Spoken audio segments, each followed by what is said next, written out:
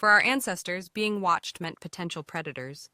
That feeling of eyes on your back wasn't paranoia, it was survival. But something fascinating happened as humans evolved. This life-saving sensitivity to being observed transformed into something else entirely. Our brains developed complex social awareness, turning a simple survival mechanism into what psychologists now recognize as scopophobia, the excessive fear of being stared at. The evolution of this fear follows a remarkable path. Early humans who detected predatory gazes survived longer and passed on their genes. As we formed communities, being watched took on new meaning. It signaled social judgment and potential rejection from the tribe, which could be just as deadly as any predator.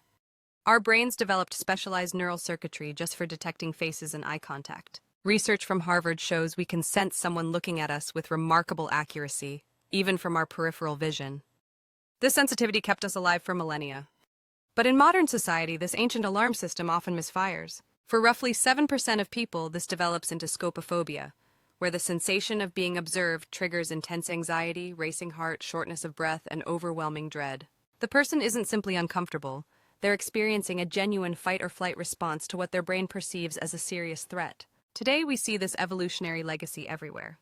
In Minecraft, the Endermen become hostile when players look directly at them, a digital echo of this primal fear. Social media has created entirely new contexts for being observed, with platforms amplifying the sense of constantly being watched and judged. Psychologists have found that most people overestimate how much attention others pay to them, what researchers call the spotlight effect. But for someone with scopophobia, the spotlight feels blinding and inescapable. Interestingly, treatment approaches recognize this evolutionary component.